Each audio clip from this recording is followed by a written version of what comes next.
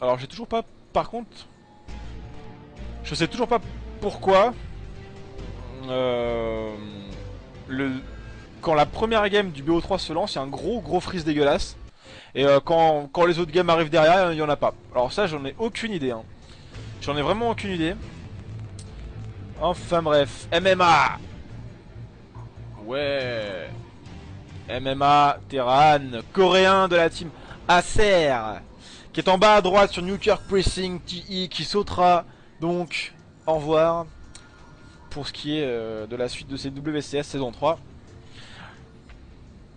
Et concernant Scarlett, eh ben écoutez, elle est canadienne. Et elle est en rouge chez Acer.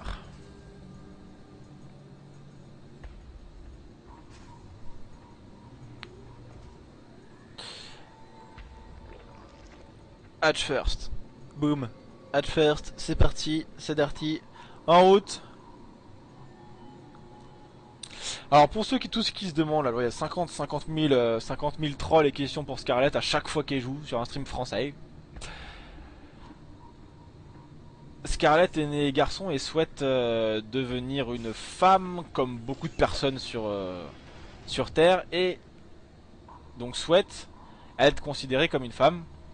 Je pense que pour le respect de la personne, ce serait bien d'arrêter de la troller. Après il y a plein de blagues rigolotes à faire comme d'habitude, hein, sur tous les sujets, etc., etc. Mais je pense que ça doit un peu la saouler en fait, au bout d'un moment.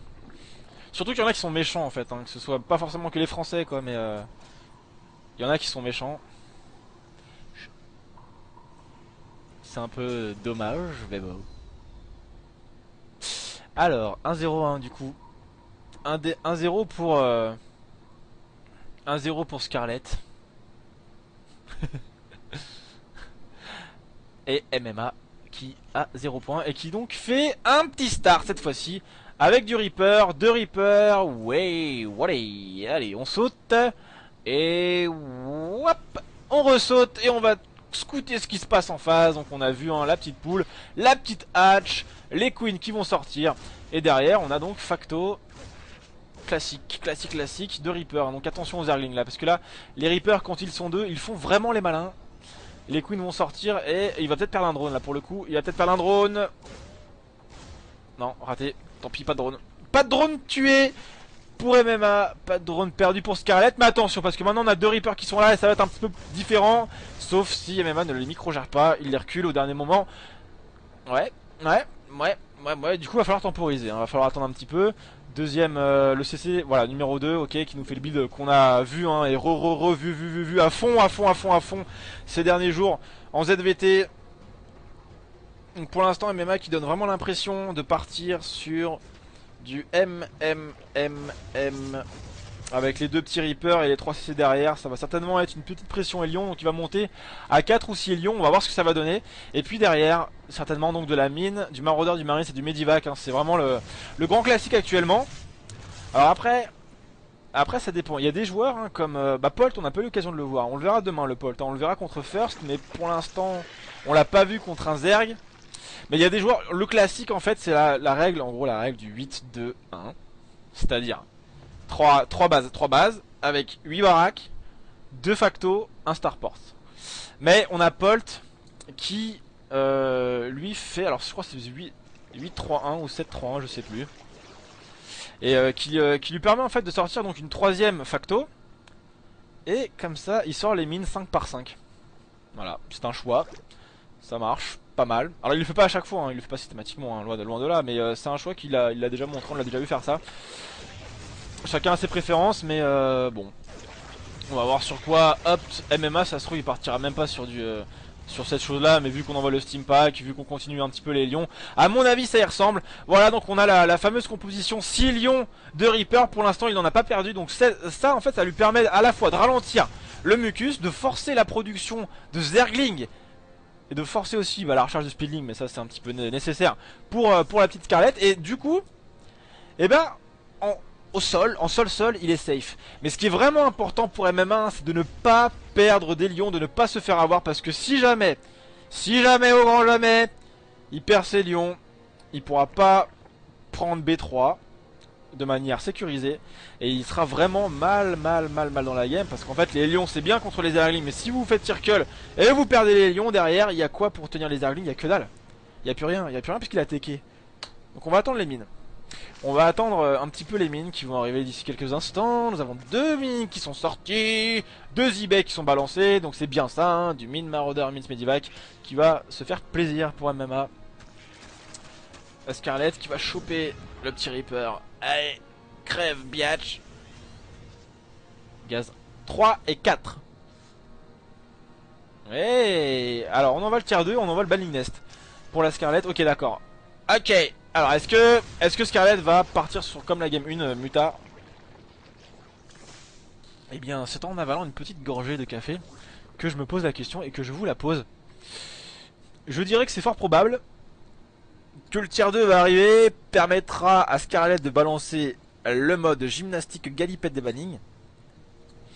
Ce qui pourrait être pas mal, hein, à voir. Après, à mon avis oui, puisqu'il y a aussi le plus 1 des Zerglings d'attaque qui va arriver. Donc en théorie ça devrait être cela. Il y a beaucoup de gaz aussi. Il y a beaucoup de gaz, voilà, la Spire. Très bien. Très bien. Bah écoute, hein, on fait ça, on envoie aussi la vitesse de déplacement des Overlords. La transformation de l'Overseer est en cours. Et MMA qui... bah pour l'instant, regardez-moi ça. Attention la mine. Oh la mine. Oh il a pas réussi à faire assez de dégâts là-dessus MMA. Attention. Attention. Alors la mine elle a été... Oh la saloperie. Ah la mine elle a pas été assez efficace. Et on envoie le 2-2 déjà, hein. On est en train de rusher le 2-2. On est en train d'envoyer la Spire. Il y a pas mal de gaz qui a été claqué, hein, dans toutes les upgrades. Et quelques petits Zerglings. But not red win. Ok. Alors la contre Scarlett qui a gagné contre MMA. Et ouais d'accord. Ok Scarlett qui est déçue de son match qu'elle a gagné. Ça veut tout dire. Allez, ouh la vache. Ouh toi t'es pas bien. Oh toi t'es morte. Bah voilà. Ah bah voilà, toi t'es morte. Attention, y a pas encore ce qu'il faut pour se défendre là. Un petit coup de scan. Et les overseers qui sont... Oh putain, les overseers qui sont donnés. Scarlett qui était pas attentive là-dessus et qui perd 2 overseers sur le coup. Et un troisième peut-être. Non, c'est bon, on s'en va. On va pouvoir déterrer les mines quand même. Ça devrait le faire. Et les mutas qui commencent à sortir donc de la barre de production. On voit un 7 mutants en prod. Des ballings toujours le plus 1 d'attaque, des mutas, plus 2, des ballings, zerglings, plus de défense aussi. Et en face, c'est du classique. En fait, c'est du classique, hein. Cette game là, c'est voilà, ça reste normal, rien de bien original là-dedans. Maintenant, l'objectif pour Scarlett va être de réussir à placer cette base numéro 4. Ça, c'est pas forcément facile à faire quand l'armée adverse est bien mobile comme cela. Et on va encore tenter. Oh, il va se faire choper. Hop, hop, hop, hop. Ah non, raté. Ah si, ça y est, c'est vu. Et il va tenter quelque chose, hein. Il va tenter un petit drop par ici. Il se fait courser en même temps sur le mucus. Hop là. Et vous avez vu dès qu'on arrive sur la sortie du mucus. Oh MMA qui se fait complètement défoncer son drop là. Pour le coup il a fait aucun dégât. La mine n'a pas pété. Et Scarlett donc qui prend les devants désormais. Scarlett qui est certaine de pouvoir sortir cette base numéro 4 sans être réellement inquiété. Puisque MMA il devait faire un carnage. Il lui reste plus que 2 mines, quelques marines, une trentaine et 4 medivacs. Donc c'est pas suffisant, hein, pour essayer vraiment d'être offensif. Parce que s'il commence à s'envoyer à partir en mode je te drop partout, alors qu'en face, enfin dans sa propre armée de base, il n'y a pas assez d'unités pour tenir, ça peut être compliqué. J'ai entendu une mine. Elle est où la mine? Il n'y a pas de mine. Il n'y a pas de mine. Et bah il n'y a pas de mine. Et où est la mine? Et les bannings qui vont péter là-dedans. Et les zerglings qui rentrent dans le tas. Banning, qu'est-ce que tu fais avec ton banning? Oh la vache, le banning. Oh le banning qui s'en est... qui s'est... Je sais pas. Je sais pas ce qui s'est passé avec le banning. Ça rien. Ouais. Ah, y en a qui sont déçus du jeu de MMA. Oh la muta qui est donnée. Attention à pas en donner une autre. Et donc cette base numéro 4, hein, qui a été un petit peu harasse par MMA. Mais malheureusement pour lui en tout cas ça n'a pas été encore une fois assez quoi, hein. Voilà. Allez, on envoie des racks supplémentaires. On envoie un autre CC. Les mines qui ne sont pas enterrées. et qui vont commencer à se placer sur la map. Donc on va devoir sortir peut-être d'autres overseers, oui, un overseer supplémentaire pour Scarlet qui a 171 de population, qui va avoir le plus 2 d'attaque hein, sur les mutas. Alors qu'on va avoir le 2-2. On va avoir le 2-2 pour les Marines avant le plus 2 d'attaque. Une tourelle, elle va pas faire long feu celle-là. Allez, la tourelle en moins et les SCV qui sont obligés de courir. Et une mine en moins des Marines si on s'en va. On se promène, on continue, on fait que ça hein. Scarlet qui va faire un bon travail de sap avec son armée bien mobile. Et hop. Oh, l'anticipation des MMA, ça c'était joli. Qui a réussi à choper du coup un petit... Les beaux... Non, MMA manque de cul.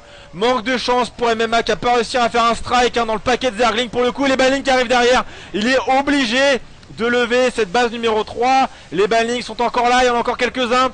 Ça fait du strike, les mutas. Mais MMA qui est en train de lâcher prise littéralement. Hop là, voilà, les mines qui pètent sur ses propres unités. Le CCK cancel. Et Scarlet qui peut reculer après avoir forcé le retrait de cette base numéro 3 et le cancel de la B4. Scarlet est vraiment bien dans la game hein. 152 de pop contre 95 MMA qui commence vraiment à être dans la merde. Et qui n'a pas pu lancer le 3-3 d'ailleurs. Donc on va être en fait sur un pied d'égalité un petit peu en fait au niveau des upgrades hein. Je crois que les Zerglings sont 2-2 et que les mutas vont avoir le plus 2. Il perd encore des SCV MMA. Il peut pas les défendre. Et il peut pas les défendre. Regardez-moi ça, un 35 unités tuées au niveau de l'économie. Scarlet qui a 70 de pop d'avance et qui renvoie un run by. Et on n'a pas de mine pour défendre cette base encore une fois. Hop là, les mules qui tombent. Et MMA qui va certainement s'incliner. GG. Mais qu'est-ce qu'ils ont les Foreigners aujourd'hui? Je sais pas ce qu'ils ont bouffé. Mais MMA qui se fait renvoyer par Scarlet en loser bracket. What the fuck, ils se sont crachés dessus. Bref. MMA pas en forme hein. MMA, Scarlet par contre très costaud. Scarlet 2-0 contre MMA. Bah voilà, je suis assez fier de mon pronostic puisque j'avais dit que Scarlet faisait partie des meilleures chances donc des Foreigners. Et là je pense que je suis trop chaud. Et bon on va avoir le dernier BO3 de la soirée. On va avoir les derniers BO3 de la soirée. Alors ça va être Scarlet contre qui? Scarlet contre Elive ou Maru. Elive qui mène 1-0 contre Maru. Ok.